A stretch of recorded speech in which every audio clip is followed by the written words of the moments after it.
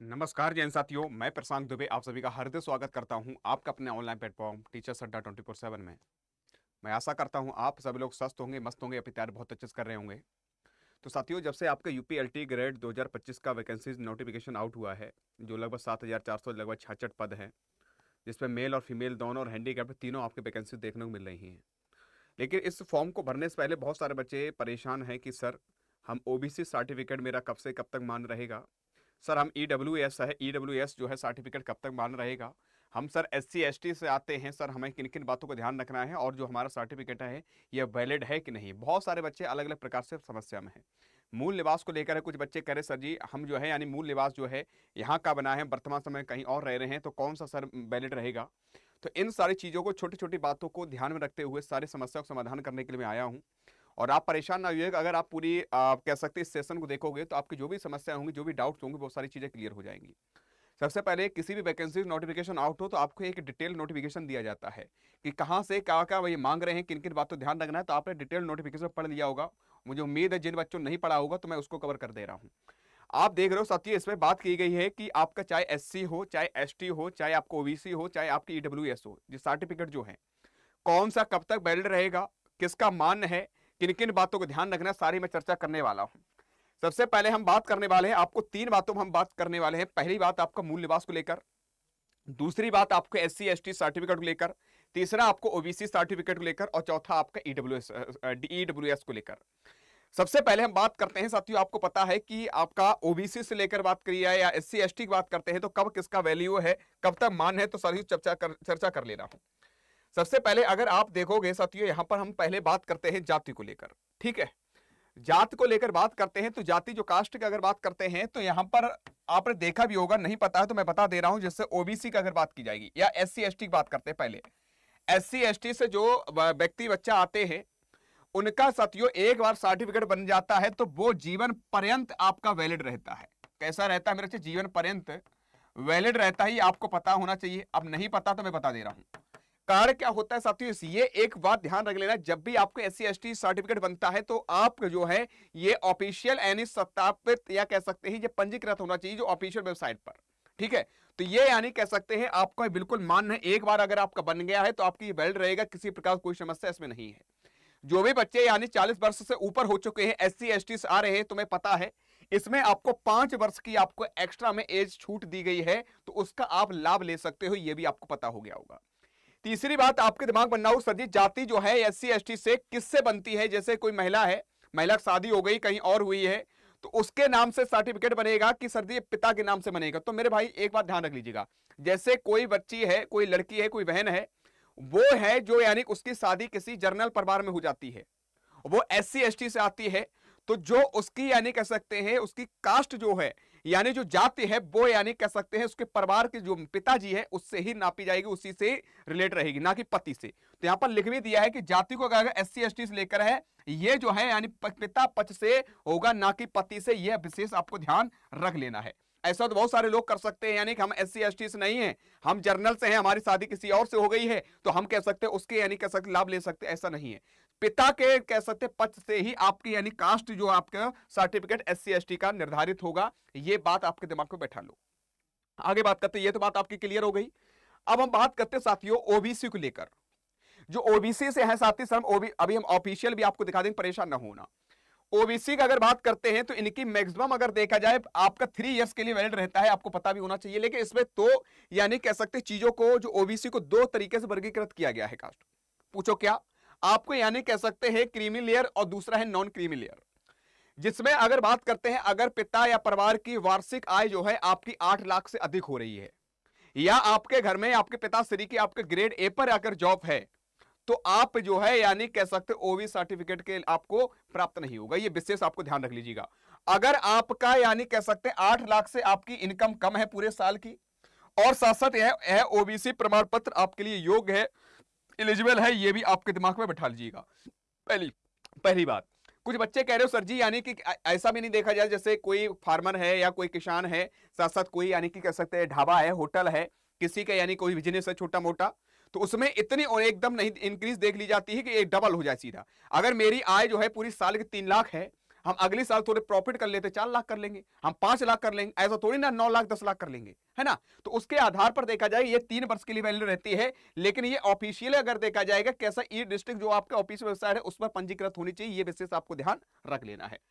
साथियों बात करते हैं जो आपको क्रीमी लेयर जो होता है इसकी वार्षिक आय अगर बात करते हैं, पारिवारिक की आय जो होती है वार्षिक अगर रूप में देखा 8 लाख से अधिक होती है तो ये यानी कह सकते हैं आपका ओबीसी कह सकते हैं सर्टिफिकेट के लिए एलिजिबल नहीं है, ये विशेष आपको ध्यान रख लेना है। ये भी बात आपकी तय हो गई होगी, समझ में आया होगा। अब यहां पर एक और चीज दे रखी है साथियों, ईडब्ल्यूएस को लेकर समस्या पड़ रही है सर, ईडब्ल्यूएस जो है यानी कि जो हमारा है हम कब तक मेरा बैलेट हमने बनवाया तो 2024 बनवाया था, क्या अभी मान्य रहेगा कि नहीं रहेगा। तो आप पर देखा होगा अगर वित्तीय वर्ष की अगर देखा जाएगा, वित्तीय वर्ष जो होता है आपको 1 अप्रैल से देकर 31 मार्च तक होता है, आपको पता है कि नहीं पता है, नहीं पता तो बस जान लो। जो आपका वित्तीय वर्ष 1 अप्रैल से 31 मार्च, आप देखो साथियों अभी आपका फॉर्म निकला है आपका एलटी ग्रेड का, हम सपोज दैट मान लेते हैं एलटी ग्रेड जो आपकी भर्ती आई है यूपी एलटी ग्रेड जो आपकी भर्ती आई 2025 में, ये कब नोटिफिकेशन आउट हुआ है आपको जुलाई में, ठीक। जिन बच्चों का यानी कि मार्च से मेरे बच्चे या कैसे अप्रैल से पहले का बना हुआ है, जैसे जनवरी में आपने अगर बनवाया होगा ईडब्ल्यूएस तो अब आपका वो मान्य नहीं है, क्योंकि मेरे बच्चे मान्य वो होगा, ये विशेष ध्यान रख लीजिएगा, जो आपका यानी कह सकते हैं अप्रैल के बाद जो बना होगा वो आपका वैलिड रहेगा, ये विशेष ध्यान रख लेना है, यानी कि 2025-26 वाला मान्य रहेगा ये ईडब्ल्यूएस। ईडब्ल्यूएस जो है 1 साल के लिए मान होता है, 1 साल के लिए वैलिड किया जाता है, ये भी तुम्हें पता है, और वो भी इनकम को देखते हुए उसके आधार पर क्या किया जाता है, ये बनाया जाता है, ये भी विशेष ध्यान रख लेना है। और विशेष आपको ध्यान रख लेना है, अब तुम सोच रहे हो सर जी यानी कह सकते हैं हमारी जुलाई वर्तमान चल रही है, हम जो अभी अगर बनवा रहे हैं तो क्या ये एलिजिबल रहेगा। देखिए साथियों आपको पता होना चाहिए कि आपका लास्ट डेट जो आपकी है यूपी अल्टी ग्रेड की लास्ट डेट आपकी जो भी आपका दे रखा फॉर्म की, अगर उससे पहले आपके सारे डॉक्यूमेंट्स जो है आपके वैलिड हैं, आपके सारे डॉक्यूमेंट्स बिल्कुल आपके तैयार हैं, तो वो मान्य होंगे। अगर आपके डेट के बाद जो लास्ट डेट के बाद अगर आपका यानी बनवा रहे हो डॉक्यूमेंट्स जो भी आए या निवास या कैसे जो भी आपको डॉक्यूमेंट्स आप लगा रहे हो मूल निवास, तो वो मान्य नहीं रहेगा, इससे पहले ही आपका मान्य, ये विशेष आपको ध्यान रख लेना है। अब आपके दिमाग बनना होगा साथियों, ये बात है कि आपको इसमें क्या देखी जाती है, आय देखी जाती है, तो ये भी आपको ध्यान रख लीजिएगा, आपको कौन सा वैलिड रहेगा 2025 में अप्रैल बाद जो बनवाया है वो आपका वैलिड रहेगा इसमें। ये नहीं कि आपको 24 वाला इसमें लगा दो, 24 वाला आपका यानी कैसा 31 मार्च तक वैलिड था, 31 मार्च के बाद हमने बनवाया हो तो वही मान होगा, अभी उससे पहले वाला नहीं होगा, ये ध्यान आपको रख लेना है। लेकिन आय आपकी कौन सी देखी जाएगी, वो आय आपको पिछली वाली देखकर बना दिया जाएगा, ये विशेष आपको ध्यान रख लेना है, कोई दिक्कत आपको नहीं आएगी, ठीक है, ये भी आपको ध्यान रख लो। आपके बात दिमाग में एक और आ रहा होगा समस्या आपकी, ये मूल निवास को लेकर। मूल निवास सभी का एक ही होता है, जैसे आप गांव से हटकर आपने गांव में जमीन जायदाद सभी बेच के आप शहर में रहने लगे, अब शहर में तुमने मकान इत्यादि बनवा लिया, अब तुम्हारा वहीं पर रहना, सारी चीजें सारे प्रयास रहना है, तो आपका मूल निवास आपका वही रहेगा। मूल निवास जो है हर बार तुम्हें बदलने की जरूरत नहीं होती, वो बात अलग है कि आप बिल्कुल राज्य को छोड़कर दूसरे राज्य चले जाओ, या आप बिल्कुल यानी कह सकते हमेशा अदल बदल करते रहो, तो समस्या देता है। एक ही कुछ व्यक्तियों का, हर व्यक्ति का एक ही मूल निवास स्थान हो जाता है कि मेरे भाई ये मेरा मूल निवास स्थान है और हमारा यही यहाँ पर कह सकते रहते हैं, ठीक है। तो ये जो होता है आपको सभी को होता है, ये हर बार नहीं बनवाया जाता है, ठीक है। लेकिन साथियों जो महिलाएं हैं, हमारी बहन बेटियां हैं, जो शादी से पहले किनके लिए कैसे निवास किनके लिए माना जाता है, किनके पिता पर रखा जाएगा या किस पर रखा जाएगा, या शादी होने के बाद कौन सा स्थान हो जाएगा मूल निवास प्रमाण पत्र जो बनता है, तो इन दोनों को लेकर मैं क्लियर कर दे रहा हूं। जो बच्चे मैरिड हैं, जो बहन बेटियां हमारी मैरिड है, शादी हो चुकी है, वो उनका जो है आपका मूल निवास जो बनेगा वो पति के पक्ष के हिसाब से बनेगा। जो उनका पति जहां पर रह रहा होगा, जहां पर उनका घर होगा, उसी के आधार पर यानी कि मूल निवास बनेगा। ये विशेष ध्यान रखो, जो विवाहित है मैरिड हैं फीमेल, जो अनमैरिड है वो आपके यानी पिता के ऊपर रहेगा, तो पिता पक्ष के तरीके से पिता पक्ष जहां पापा हैं, माता श्री हैं, पिता श्री हैं, जो भी परिवार सदस्य रहते हैं, अगर आप विवाहित हैं तो वो किस पर जाएगा, आपको पिताजी पक्ष पर जाएगा। ये विशेष आपको ध्यान रखना, मूल निवास बन जाएगा आपका, ठीक है। ये भी बात आपकी क्लियर हो गई होगी, हमने कास्ट को लेकर तीनों चारों चीजें आपकी क्लियर कर दी।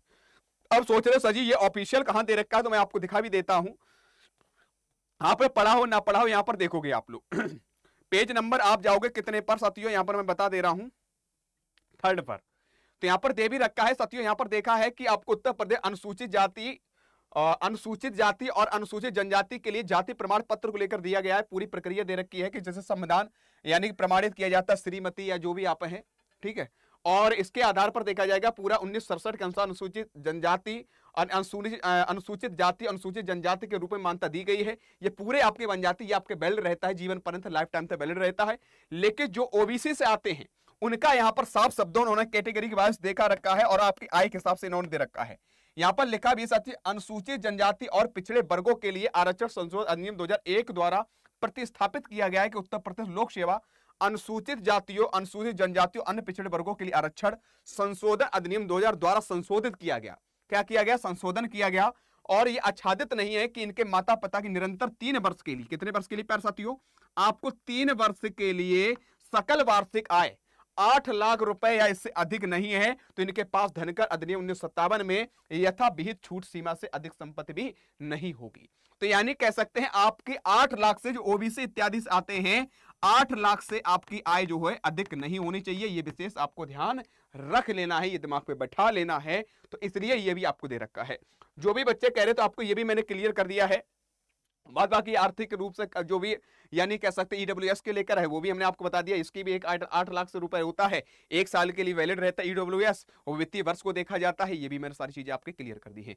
मुझे पूर्ण उम्मीद है कि आपको समस्या नहीं होगी। जो अदर स्टेट वाले हैं फॉर्म भरेंगे, एलिजिबिलिटी अगर देखा जाएगा वो भी यानी भर सकते हैं। तुम्हें पता है कि प्रत्येक राज्य का एक अपना रूल रेगुलेशन होता है, 5% 10% आरक्षण रहता है अदर स्टेट को लेकर। लेकिन उनका जो जब वो करेंगे यानी कह सकते हैं तो उनका जो मूल निवास है, तो जैसे अब कोई बच्चा बिहार का है, उत्तर प्रदेश फॉर्म भर रहा है, तो ये तो देखा जाएगा तुम कहाँ के हो, है ना। तो बिहार के हो तो बिहार के मेरे बच्चे आपका वहां का मूल निवास लगेगा। और जो भी आपकी प्रक्रिया है भाई आपके यानी कह सकते हैं निवास प्रमाण पत्र के साथ साथ आपकी क्या जाति प्रमाण पत्र क्या है, सारे जो भी डॉक्यूमेंट्स आपको वो होगा, आप आराम फिल कर देना, आराम से क्या कर सकते हैं एक पद सुनिश्चित करना। ठीक भैया, तो ये सारी चीजें थी आपकी, मैंने पूरी चीजें क्लियर कर दी हैं।